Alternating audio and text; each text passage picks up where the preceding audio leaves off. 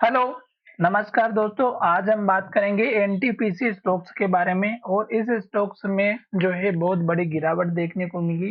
साथ ही इस स्टॉक्स के साथ में बाकी सभी स्टॉक्स में गिरावट देखने को मिली। उसका रीजन यहाँ पर इलेक्शन की वजह से था और सबकी ये आशा थी कि बीजेपी की गवर्नमेंट आने वाली, पर ऐसा नहीं हुआ। जो आशा थी वो निराशा में बदल गई और मार्केट में गिरावट देखने को मिली। अब यहाँ पर अगर आप देखेंगे तो इस स्टॉक्स में भी गिरावट देखने को मिली और स्टॉक ने लगभग लोअर सर्किट लगाया और फिर से हल्की सी रिकवरी होती हुई नजर आई।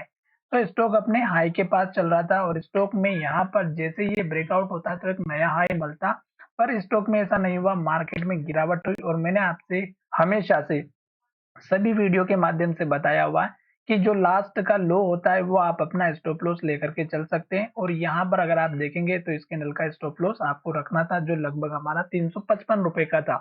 सभी वीडियो में बार बार मैंने एक ही चीज समझाई है कि आपको लास्ट के लो का स्टॉप लॉस रखना बहुत ही जरूरी है, क्योंकि अगर स्टॉक हमारे उस लेवल को तोड़ता है तो गिरावट जरूर आती है। और उसके बाद देखिएगा मार्केट में बहुत बड़ी गिरावट आई और स्टॉक ने इस लो को भी तोड़ दिया, फिर स्टॉक ने हमारे इस लेवल को भी तोड़ दिया, फिर स्टॉक ने इस लेवल को भी तोड़ दिया और फिर स्टॉक ने हमारा इस लेवल के आसपास जाकर के सपोर्ट लिया। तो ठीक है, यहाँ पर ये स्टॉक जो है सपोर्ट लेने का जो रीजन था वो यहाँ पर ये था कि इस स्टॉक्स के साथ अगर आप देखेंगे तो इस स्टॉक्स के साथ में लोअर सर्किट भी लगे हुए थे और स्टॉक ने इसी लेवल पर जाकर के लोअर सर्किट लगाया और उसके बाद एक हल्की सी एक अप ट्रेंड देखने को मिला। अब ये जो बड़ी गिरावट आई है ये एक बहुत बड़ी कैंडल बनी हुई है। अभी मार्केट स्टेबल नहीं हुआ है। जब तक मार्केट स्टेबल नहीं हो जाता आपको कभी भी किसी भी स्टॉक्स में ऐसे टाइम पे एंट्री एग्जिट नहीं करना चाहिए अगर आप नहीं समझते हैं तो।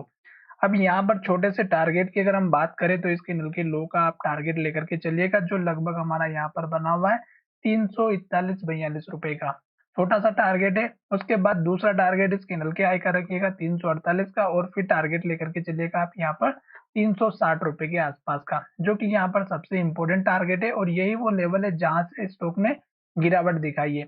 अब आपको एक चीज का और ध्यान रखना है कि जैसे यहाँ पर एक के बाद एक रेड कैंडल बनी थी, अगर स्टॉक हमारा इसी तरह रेड कैंडल बनाते हुए नीचे की तरफ जाता है तो फिर आपको इस कैंडल के लो का स्टॉप लॉस रखना है, फिर स्टॉक का इस कैंडल के लो का सपोर्ट लेवल रखना है। और अगर स्टॉक हमारे इस लेवल को तोड़ देता है तो फिर स्टॉक में और भी गिरावट देखने को मिलेगी। ये 293 का लेवल है।